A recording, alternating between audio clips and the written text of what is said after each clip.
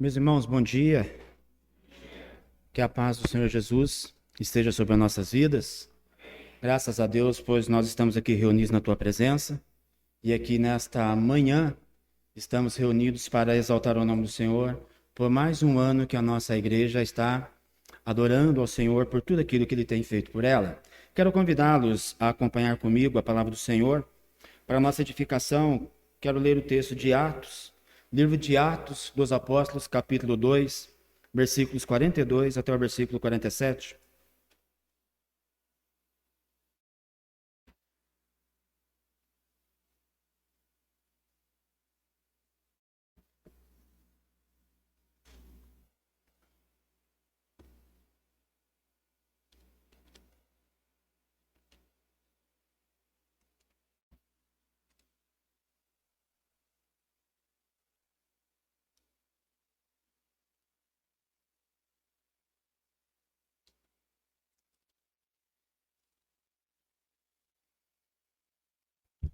Atos, capítulo 2, versículo 42, assim nos diz a palavra do Senhor.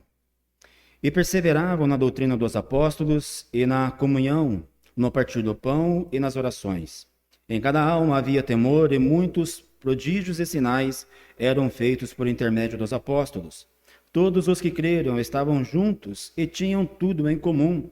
Vendiam as suas propriedades e bens, distribuindo o produto entre todos, à medida que alguém tinha necessidade. Diariamente, perseveravam unânimes no templo. Partiam pão de casa em casa e tomavam as suas refeições com alegria e singeleza de coração, louvando a Deus e contando com a simpatia de todo o povo. Enquanto isso, acrescentava-lhes o Senhor, dia a dia, os que iam sendo salvos. Amém? Senhor, muito obrigado, Pai, pela tua palavra. Pedimos a Ti a tua graça e a tua bênção, para que aqui nesta manhã sejamos mais uma vez edificados. Sim, Senhor, fale conosco, confirme a tua palavra aos nossos corações. Assim oramos e agradecemos no teu nome. Amém, Senhor Jesus. Amém. Meus irmãos, a passagem na qual nós acabamos de ler nesta manhã apresenta para nós o início da vida comunitária da Igreja de Cristo, da Igreja cristã, após o dia de Pentecostes, após aquele período de festas na qual era comum os judeus comemorarem. O texto, ele tem início mostrando a realidade dos novos convertidos que perseveravam na doutrina dos apóstolos, isto é, naquilo que Cristo tinha ensinado a eles, também na comunhão, no partir do pão e nas orações. O que nós lemos aqui é o reflexo de uma igreja ativa, de uma igreja viva, e contemplamos que esta igreja estava centrada na palavra e influenciada pela presença do Espírito Santo. A narrativa também, na qual nós acabamos de ler, traz informações de fatos ocorridos em Jerusalém no século I, nos primeiros tempos da igreja, tendo como personagens principais os apóstolos e aquelas pessoas que creram na pregação do Evangelho. Agora eles unidos em fé com um propósito comum. Temos diante dos nossos olhos, então, o reflexo dessa comunhão dia a dia, naquele período, naquele tempo. Temor no Senhor, generosidade, alegria, simplicidade de coração. E nós lemos aqui no último versículo que o assunto se encerra destacando o resultado desse trabalho. Louvor constante a Deus e o crescimento diário da igreja. Esse trecho das Escrituras, portanto, servem como um retrato e um modelo para nós hoje. Ora, nós estamos meditando no que aconteceu lá no início da história do cristianismo, e estamos trazendo esta realidade para os nossos dias, e nós podemos contemplar perfeitamente que o texto revela os fundamentos de um grupo espiritual e atuante na presença do Senhor, onde a presença de Cristo se manifestava na adoração e na entrega para a sua obra. E nesta manhã, aqui, ao olharmos para este texto, nós iremos refletir então e vamos pensar no que o assunto traz, nos convida a pensar e a refletir aqui nesta manhã. Para que eu e você fomos chamados por Cristo? É o assunto aqui dessa manhã, é o assunto que está no texto. para que eu e você fomos chamados por Cristo. Amados, quando nós paramos para refletir nesta pergunta e trazemos essa realidade para a nossa vida, nós olhamos, analisamos todas as nossas experiências. E nós percebemos que em vários momentos da nossa vida, nós nos deparamos com a responsabilidade de atender a um chamado. E isso por toda a vida. Ora, vamos olhar para a nossa infância. Quantas vezes eu e você fomos chamados para aprender a lidar com as primeiras experiências da nossa vida? Como exemplo, a convivência familiar. Quem aqui nunca foi chamado pelo pai a saber como lidar, não somente com os mais velhos, mas também com todos aqueles que estão à sua volta, aqueles que fazem parte do seu dia a dia. Como obedecer a essas pessoas, ter respeito. Ora, com o passar do tempo, nós também fomos chamados para tomar decisões cada vez mais sérias.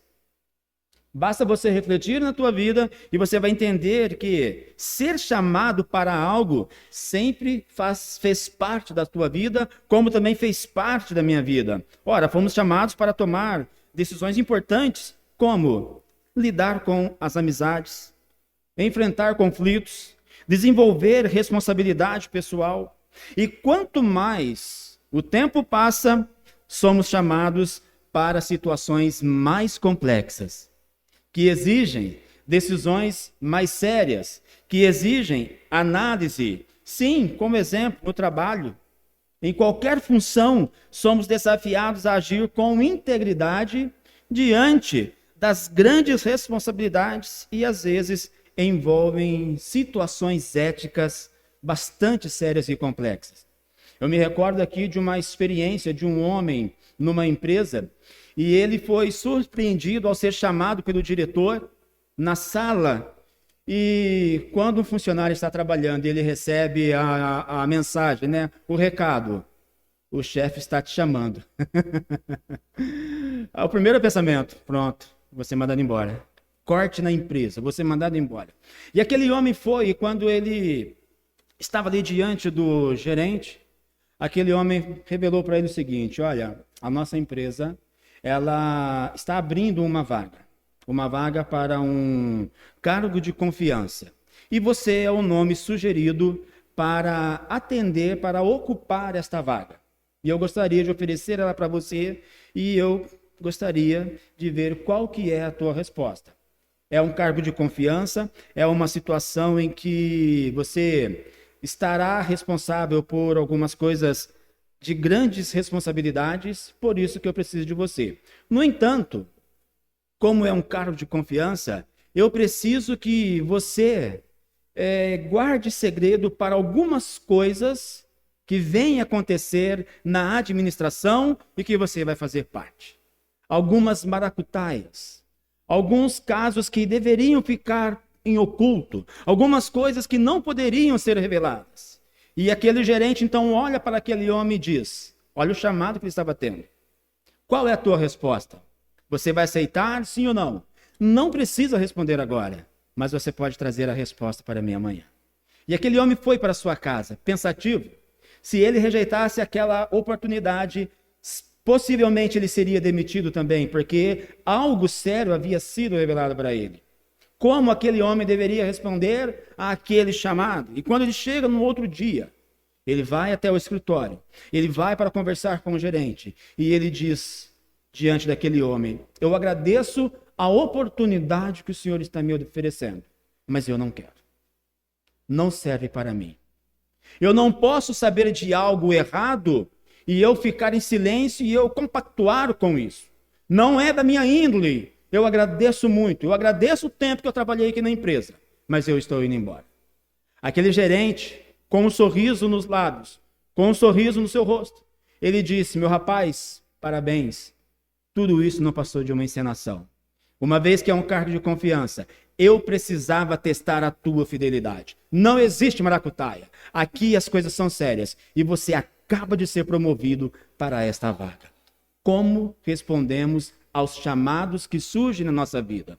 Eu estou usando aqui um exemplo secular, eu estou aqui usando um exemplo do nosso dia a dia. Ora, e se eu e você temos a responsabilidade de responder a situações com ética, a responder situações seculares que envolvem respeito, que envolvem tantas coisas sérias na nossa vida, como eu e você respondemos ao chamado espiritual?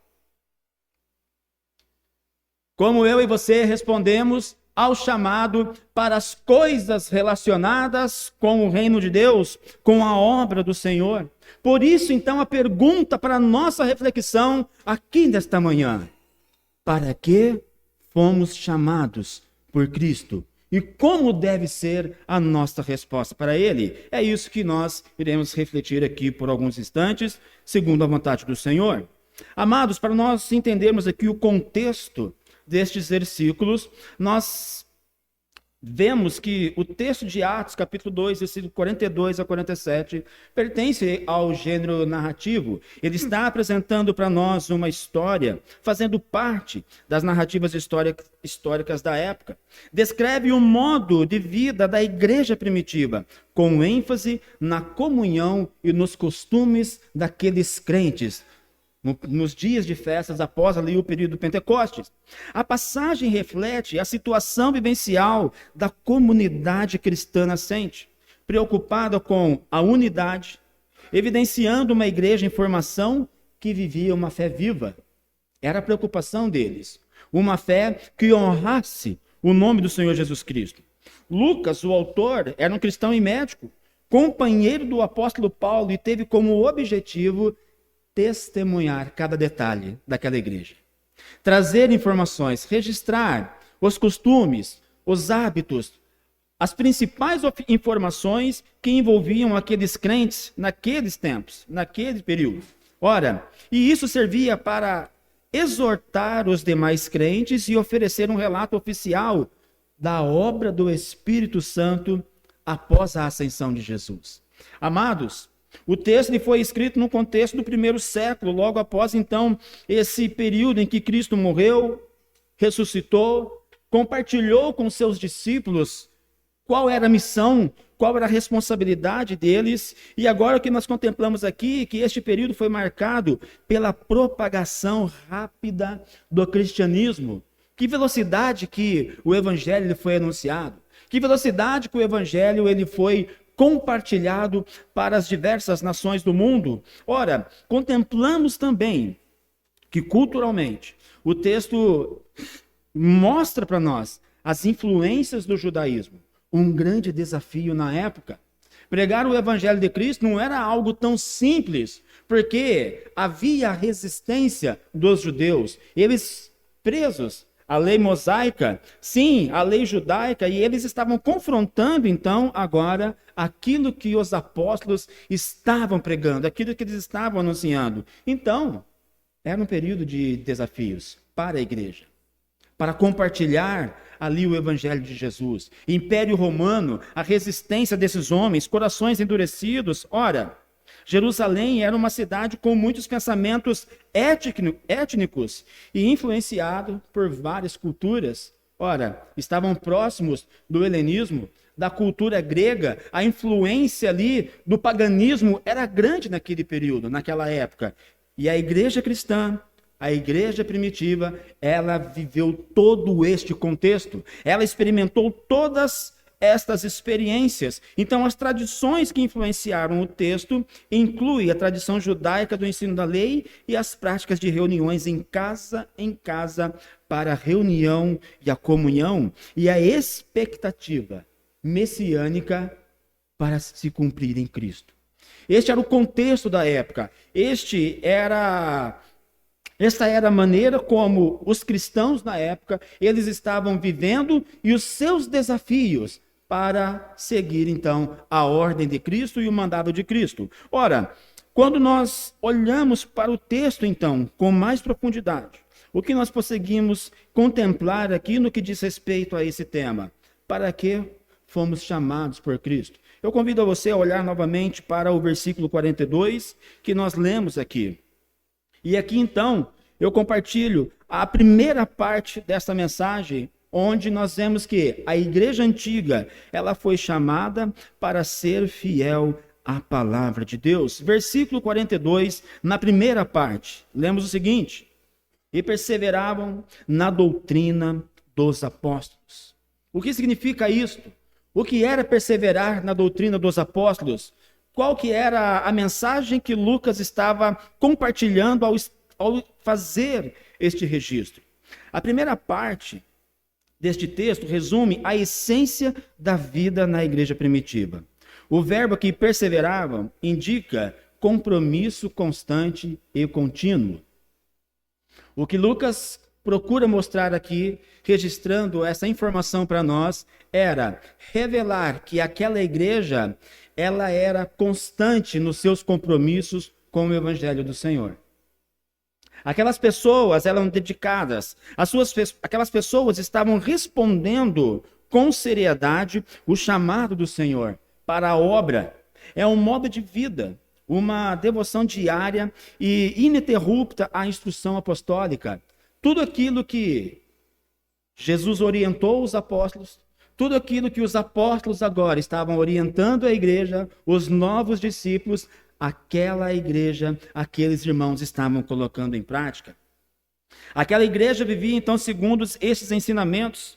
Durante o seu ministério terreno, Jesus preparou os discípulos com autoridade para que eles compartilhassem então a mensagem. E antes de subir ao céu, ele delegou essa autoridade aos apóstolos e aos seus discípulos. Então essa doutrina se refere ao quê?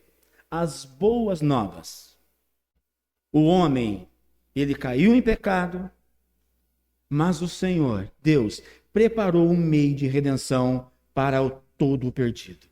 Essa era a mensagem do Evangelho, a mensagem das boas novas. Então, esta mensagem precisava ser compartilhada com seriedade. Essa doutrina se refere, então, a tudo aquilo que Cristo havia feito, realizado na cruz, para a redenção, para a salvação do homem. E intensivamente os apóstolos se achavam envolvidos na obra de ensinar o Evangelho de forma oral aos novos convertidos. Então, amados, o que nós contemplamos aqui é que da mesma maneira que aquela igreja foi desafiada para responder a este chamado, perseverar na doutrina dos discípulos de Cristo e colocar isso em prática, eu e você também somos desafiados a viver com o mesmo propósito.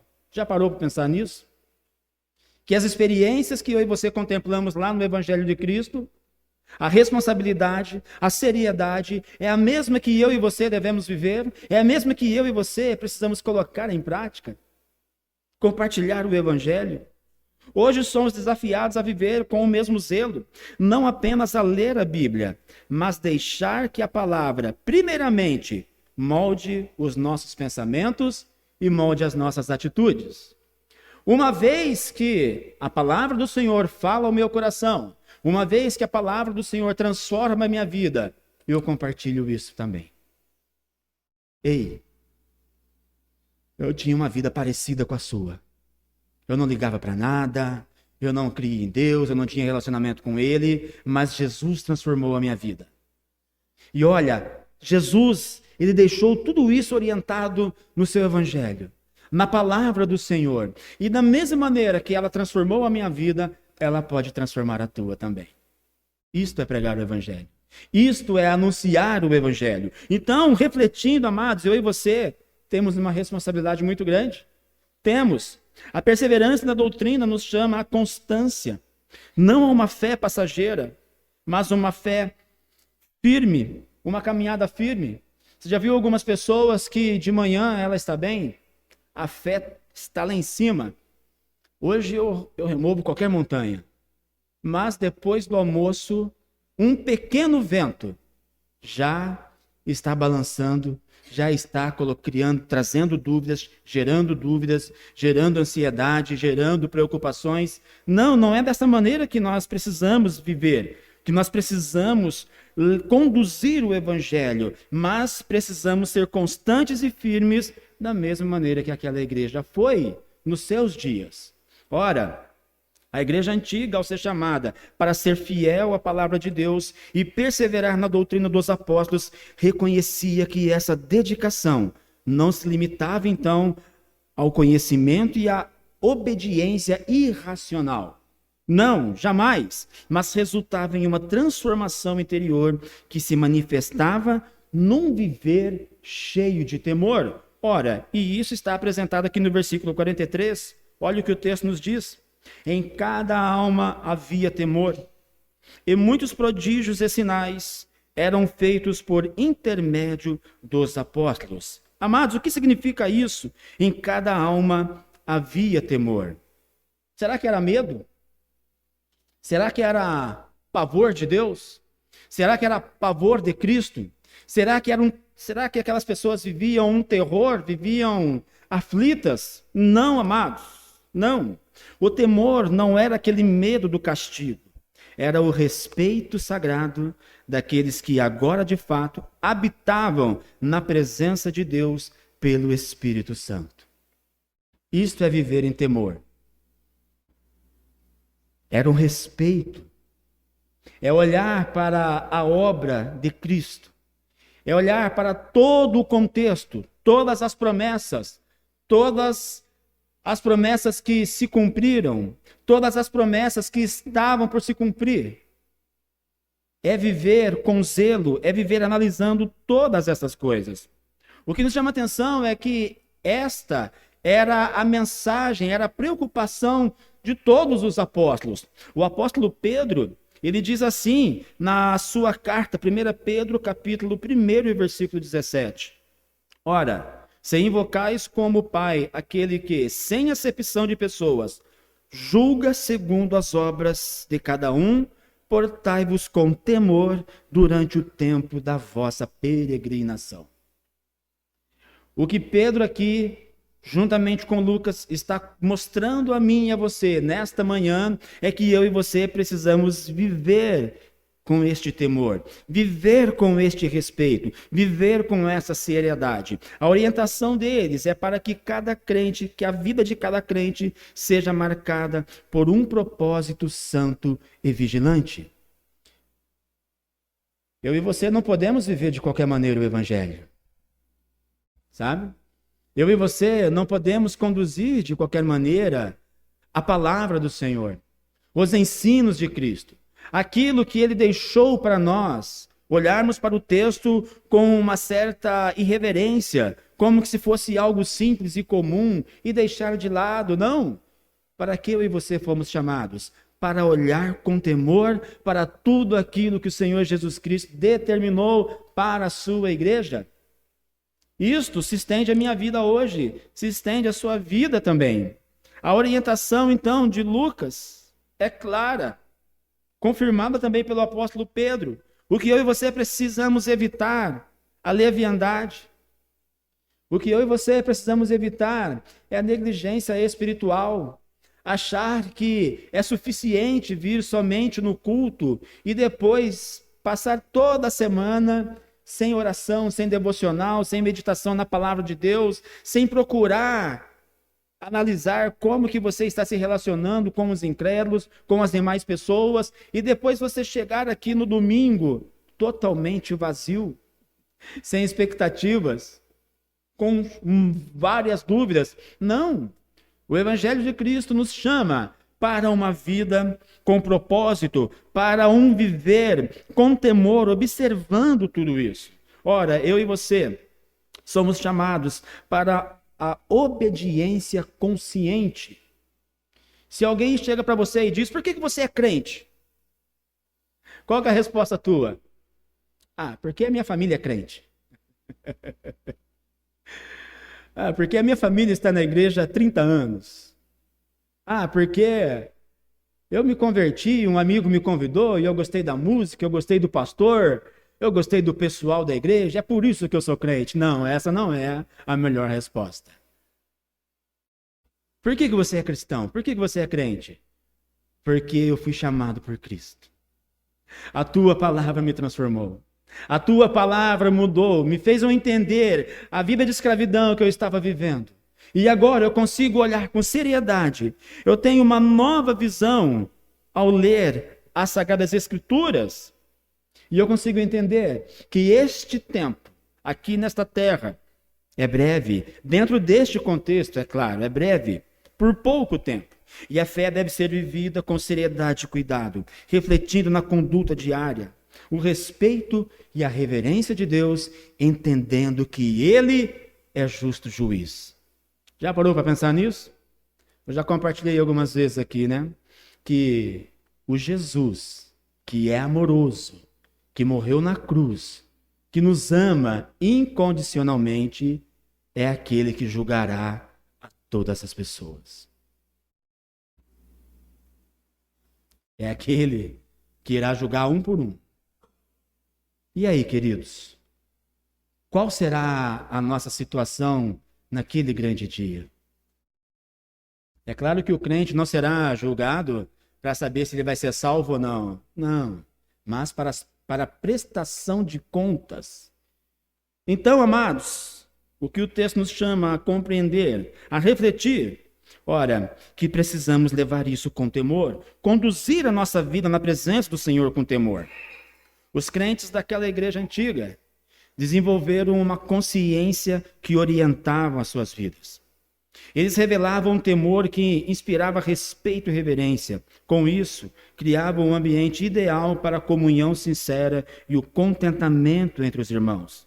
Deste modo, o temor não era apenas um sentimento individual, mas a base para um convívio fraternal e alegre.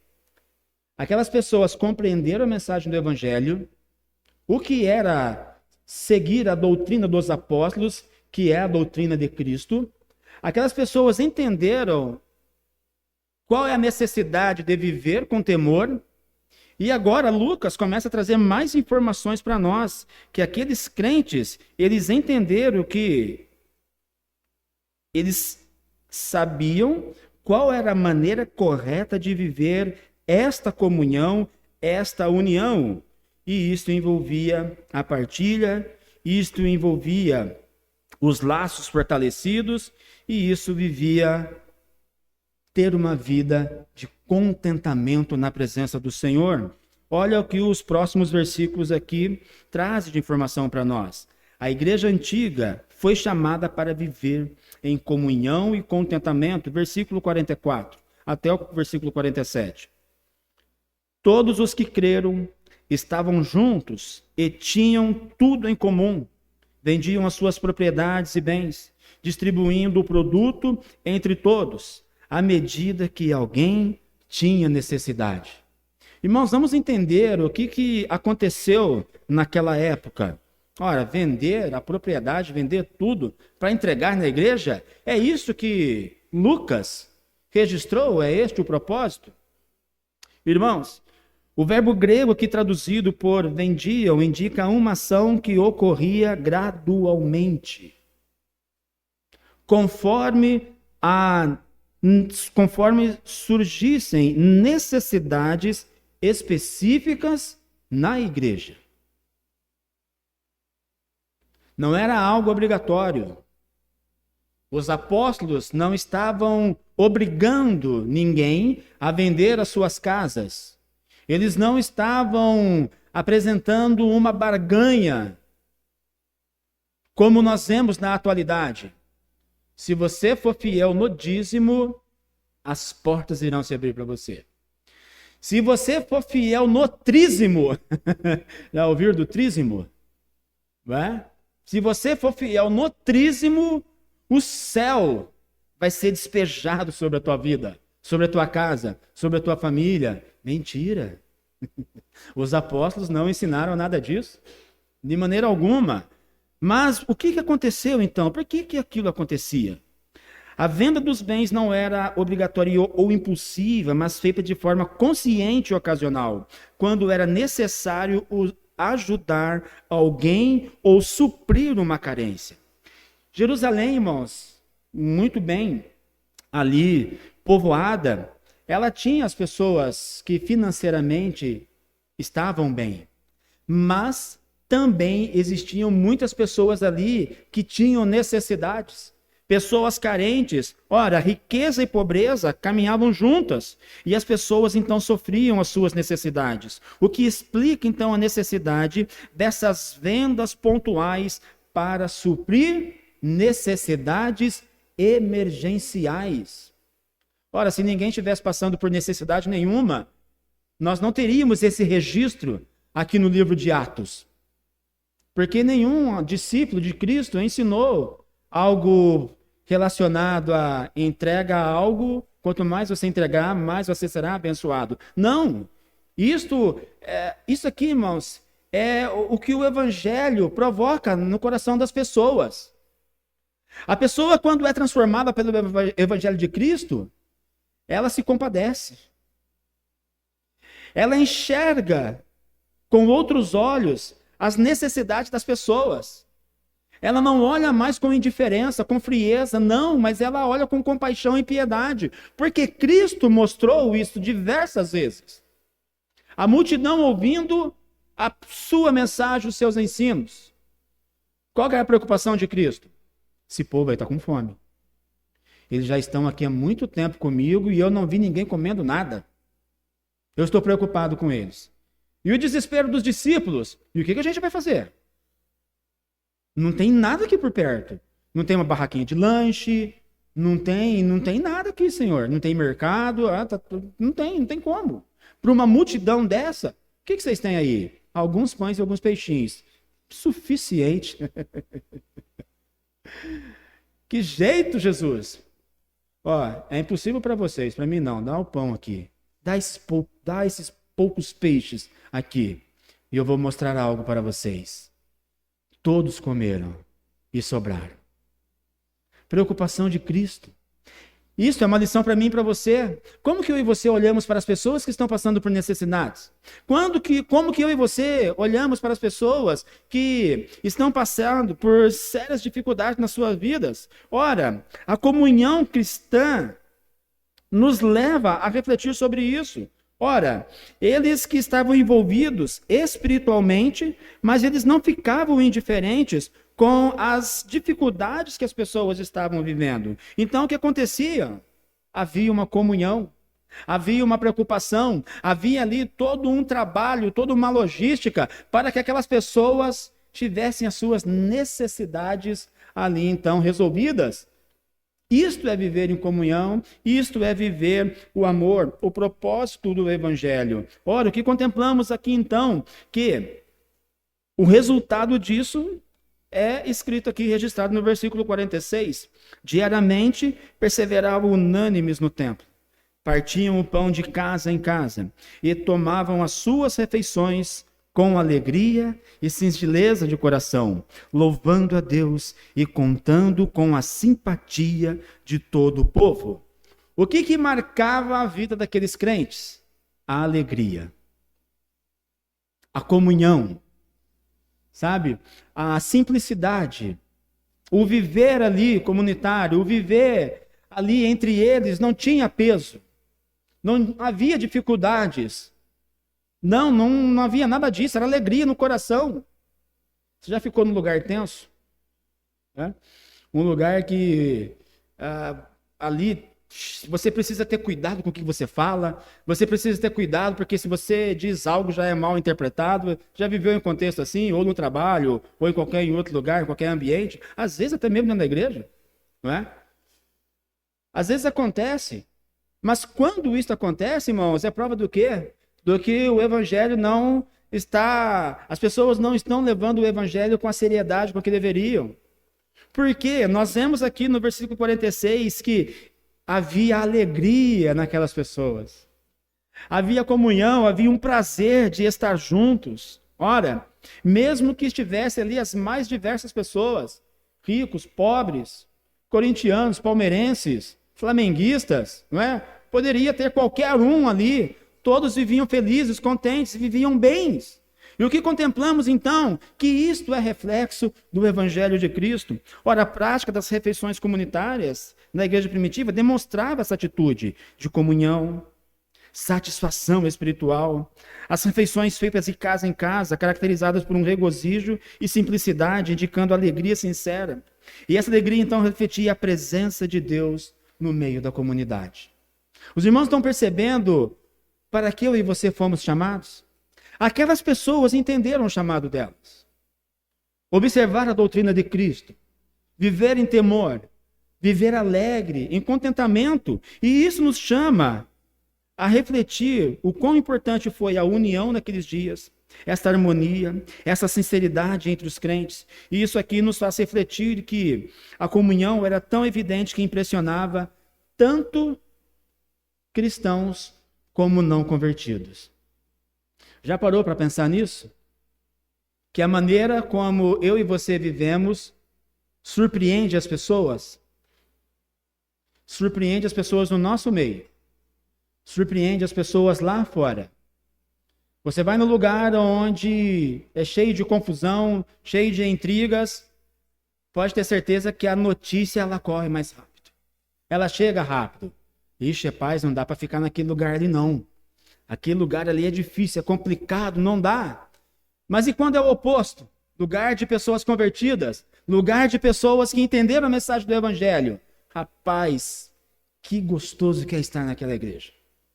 Que gostoso que é ficar no grupo daqueles irmãos. Que gostoso que é ficar com aquela família. Que benção, eu senti uma paz, eu senti uma alegria. Já viveu essa experiência? Você chegar no lugar em que você é acolhido, a alegria daquelas pessoas envolve a nossa vida?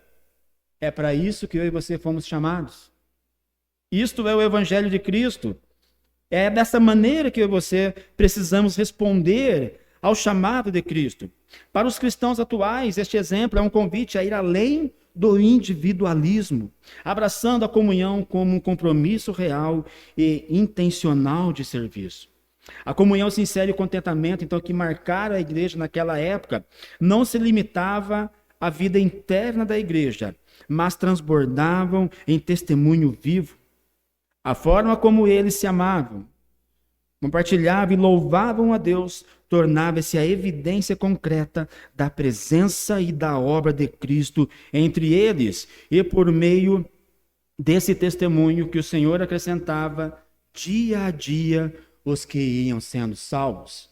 Versículo 47, que você lemos aqui, o último versículo. Enquanto isto, acrescentava-lhes o Senhor dia a dia os que iam sendo salvos. Isso daqui é o resultado de responder ao chamado com seriedade. Essa é a consequência.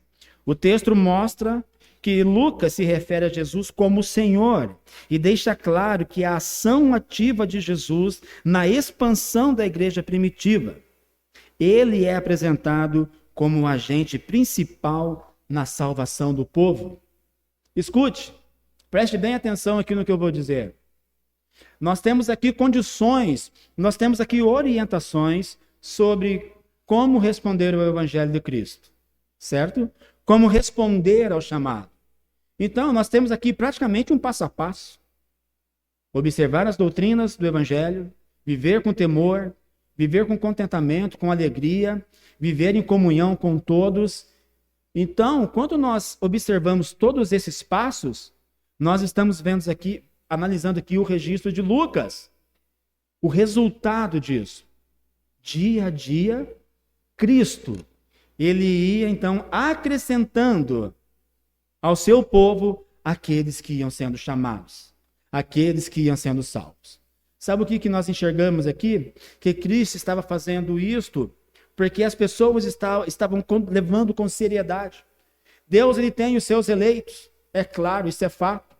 E Deus não está preocupado se os seus eleitos, se alguns serão chamados aqui na Nova Aliança, ou na Assembleia, ou em outro lugar. O Senhor tem o seu propósito. Mas o que nós contemplamos aqui é que se nós queremos contemplar os resultados da obra, nós precisamos estar alinhados com tudo aquilo que Lucas está registrando aqui para nós. Então nós precisamos olhar com atenção para isso. A menção de que diariamente Jesus acrescentava novos convertidos indica um processo contínuo de crescimento da igreja, na qual, no início, cerca de 3.000 pessoas foram convertidas. Olha que obra extraordinária. Pregação do evangelho genuína e os resultados chegando dia a dia. Esses novos crentes, então, são descritos como os que estavam sendo salvos, mostrando que a salvação, que a obra da salvação estava sempre em andamento, como ela está em andamento até os dias de hoje. Amados, Atos capítulo 2, versículo 42 e 47 não é apenas uma lembrança histórica. Que bom, que lindo a maneira como aqueles crentes viveram. Que lindo como aquelas pessoas se relacionavam. Não, e fica tudo preso no passado. Aquilo lá é isso daqui que nós estamos vendo. A experiência daquelas pessoas é um chamado para mim e para você aqui hoje. Como que eu e você respondemos aos chamados de Cristo? Para que fomos chamados? E como que vamos responder a isso? Aqui, queridos, algumas observações que eu quero compartilhar com vocês. Primeiro, eu e você fomos chamados por Cristo para viver, como lemos, em temor diante do Senhor. Foi o que nós lemos aqui no versículo 43. Em cada alma havia o temor. O temor do Senhor é uma das principais evidências da verdadeira vida cristã, um relacionamento interior da presença de Deus. O temor do Senhor é visto como a resposta, sabe do quê? De um coração regenerado. Vamos trazer para a nossa realidade hoje. Se eu e você respondemos de forma semelhante como a igreja primitiva respondeu, isto é evidências de um coração transformado pelo Espírito Santo.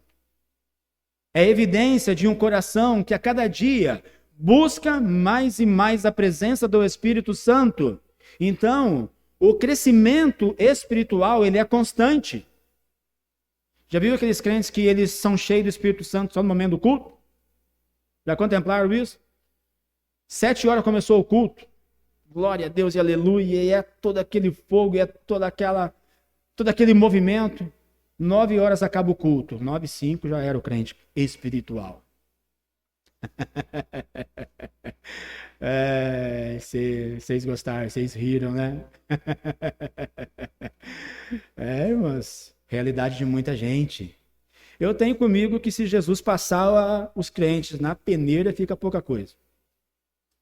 Porque muita gente não vive o evangelho com seriedade, com temor. Infelizmente, muitas pessoas não respondem ao chamado de forma certa. O temor do Senhor é visto como uma resposta do coração regenerado, que foi alcançado por Cristo. Entende que Deus é amor, mas também é santo. Que Deus é Pai, mas também é justo. Não é? Nós vivemos essa experiência no nosso dia a dia. Os nossos pais não demonstram amor por nós. Sempre os nossos pais não demonstravam amor por nós. Mas e quando a gente fazia arte? Se pegar os pais raízes aqui, né? Os pais da época, pegar o pai da minha época, igual eu tive a tristeza de compartilhar com vocês as minhas experiências, né? Aquele chinelão de couro com sola de pneu nem de carro, eu acho que era pneu de caminhão aquilo, um ódio daquele chinelo. Eu falava, cadê o amor do meu pai? Pra que um chinelo daquele jeito lá, né? Ficava marcado na perna, Made in Brasil, número 43. Mas não era ódio, eu fazia arte, ele estava aplicando juízo. Com Cristo também é assim. Com o Evangelho também é assim. Ele nos ama, mas de vez em quando ele precisa nos exortar. E assim vamos vivendo. Assim nós vamos vivendo em temor e com reverência, demonstrando o fruto do Espírito Santo na nossa vida. E esse temor, então, conduz cada crente à obediência. Olha o que o apóstolo Paulo ensina em Filipenses capítulo 2 e o versículo 12. Desenvolvei a vossa salvação com temor e tremor. Olha o que Paulo diz. Desenvolvei a vossa salvação com temor e tremor. Isso aqui derruba aquela tese de que uma vez salvos, salvos para sempre. Né? É claro, isso aí é verdade. É que eu quero dizer que algumas pessoas dizem o seguinte: uma vez que eu sou salvo, eu posso pintar o caneco que está garantido. Não. Se viver uma vida fora do padrão bíblico, alguma coisa está errada. A conta não fecha. Nós precisamos confirmar a nossa salvação, viver em santidade, viver observando a palavra do Senhor e, como Paulo diz aqui, com temor. Quando o pai te dava um chacoalhão, você voltava a fazer as coisas que você foi exortado? De jeito nenhum. De jeito nenhum. Principalmente às vezes quando vinha a lembrança, né? Às vezes você caía na tentação e o pai dizia: rapaz, lembra da nossa última conversa? A alma saía do corpo. Não, lembra, fica tranquilo, fica em paz, eu estou bonitinho. Né? E, queridos, eu e você precisamos viver assim.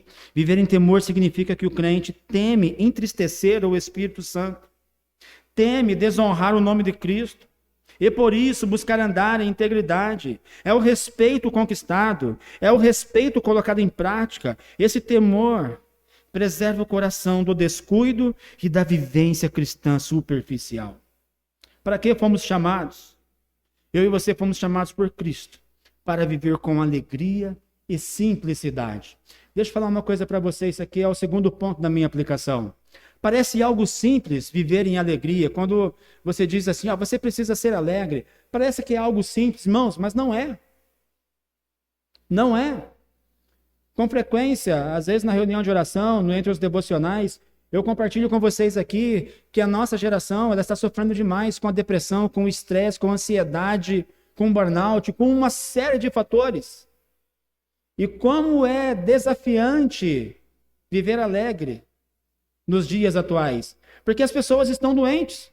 Ora, a gente fica impactados quando vemos nas redes sociais, igual eu vi há pouco tempo, uma moça linda, uma moça bonita, muito bem estruturada, estabilizada na sua vida, sorridente na foto.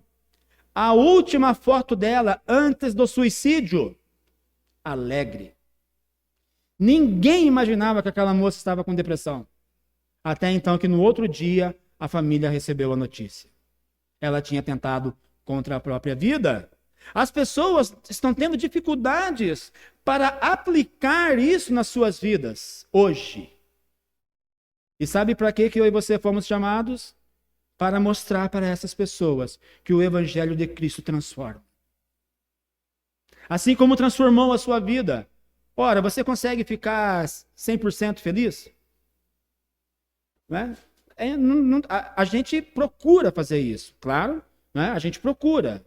Mas a gente não fica indiferente com as preocupações da vida. Todo dia eu falo para a Lucimar, estou preocupado com isso. Estou preocupado com meu pai. Estou preocupado com meu irmão. Estou preocupado com isso, com aquilo, com aquilo. E se você não tomar conta, tudo aquilo causa uma angústia e você passa mal o dia todo. Aí a necessidade de compreender o Evangelho. Quando você começa a perceber que as circunstâncias começam a te sufocar, é o momento do particular com Cristo. Senhor, eu te adoro porque o Senhor é o Deus da minha salvação. O Senhor transformou a minha vida. E neste momento eu abro o meu coração para ti, para que o Senhor me sustente, para que o Senhor mude o meu pensamento. Aquilo que está difícil para mim, eu compartilho contigo neste momento. O coração vai ficando leve. E aquele momento que você dobra os seus joelhos em tristeza, em lágrimas, você levanta cantando, adorando ao Senhor. Quem não é cristão vai ver isso e tem duas reações. Ou fala que você é doido, isso aí, crente é doido. Ele dobra o joelho chorando e levanta rindo. Mas não é, porque ele sente a presença do Espírito Santo na vida dele. E isso é maravilhoso para mim, e isso é maravilhoso para você. Então, queridos, por isso que eu e você somos chamados, exortados, para viver com perseverança, diariamente, adorando ao Senhor em comunhão, com alegria e simplicidade do coração. Jesus nos chama para uma vida marcada pela alegria genuína e não pela alegria passageira que o mundo oferece. Essa alegria, ela não está condicionada às circunstâncias externas, mas é fruto da presença constante de Cristo. Às vezes as pessoas, elas procuram meios para trazer alívio para as suas vidas. Eu vou fazer uma viagem porque vai tirar a angústia. Cuidado. Pode fazer você ficar mais irritado ainda. Porque na hora que você volta, eu já vi isso aí várias vezes com algumas pessoas, né? Mundo afora aí. A pessoa, eu vou viajar para esfriar a cabeça, não aguento mais. E na hora que você descobre depois, a viagem foi um inferno. Convicção errada, propósito errado.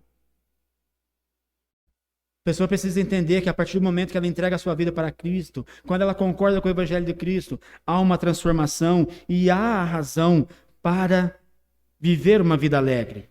O chamado de Cristo é diferente de tudo isso. Ele oferece uma alegria profunda e estável, que nasce da certeza, primeiramente, da salvação e do amor de Deus, enquanto o mundo vive a inquietação e o vazio. Ora, mas em Cristo, o mesmo que é ontem, hoje, eternamente, é aquele que transforma nossas vidas. Por isso, então, que o apóstolo Paulo diz: aprendi a viver contente em toda e qualquer situação. Paulo, ele tinha almoçado e jantado, glória a Deus e aleluia, estava feliz. Não tinha nada para comer, só um pãozinho seco, nem manteiga tinha. Glória a Deus e aleluia. Estava cantando e adorando ao Senhor, porque a tua alegria não dependia das circunstâncias. Ora, perseverar então diariamente na presença do Senhor é a resposta de quem entende que Cristo é o centro da tua vida. Queridos, a última aplicação aqui, vocês já não estão aguentando mais eu aqui, né, irmãos? O último ponto da pregação. Fomos chamados por Cristo para testemunhar da sua graça e anunciar a salvação. Versículo 47, na segunda parte. E o Senhor lhes acrescentava dia a dia os que iam sendo salvos. O chamado de Cristo para sermos suas testemunhas e proclamadores das boas novas é um desafio permanente e atual. Não ficou para a igreja antiga. Não ficou somente para eles. Isso aqui é uma responsabilidade de mim e sua. Ora, a realidade contemporânea apresenta barreiras que testam a fidelidade e o temor do Senhor no coração dos crentes. No entanto, a obra missionária permanece essencial e urgente. Cumprimos o nosso dever com Cristo e Ele confirma o resultado da sua obra. O crescimento, então, da igreja em Atos não é apenas a obra humana. Mas aqui, irmãos, tem a responsabilidade do Senhor e a responsabilidade nossa. Nós precisamos atender aquilo que Jesus disse em Mateus capítulo 28 e o versículo 19. Ide, fazei discípulos de todas as nações, de todos os tempos, de todas as épocas. O restante deixa comigo. O restante, prega o evangelho. A outra parte é comigo. Então esta é a nossa responsabilidade.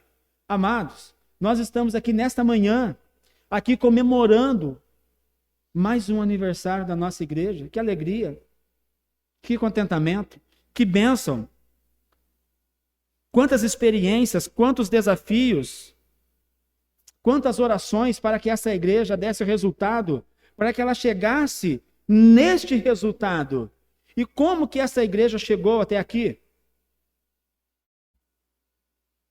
Porque o Senhor tem contado com aqueles pelas quais Ele chamou. E hoje eu e você fazemos parte disso. E uma vez que eu e você respondemos ao chamado, o Senhor, Ele confirma a tua obra.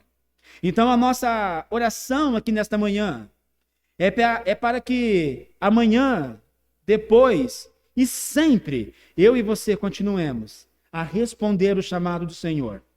A observar tudo aquilo que está apresentado aqui nestes versículos e colocarmos em prática, porque esta é a vontade do Senhor. Amado, eu quero concluir aqui, dizendo que o relato de Atos capítulo 2, o versículo 42 e 47, nos revela o propósito então do chamado de Cristo para cada um de nós. Eu e você, lembre-se disso, eu e você temos uma responsabilidade. E uma vez que analisamos tudo aquilo que Lucas deixou registrado aqui para nós, ao ouvir aqui, analisar nessa mensagem, a pergunta agora já não é para que fomos chamados, mas sim como eu e você temos respondido ao chamado.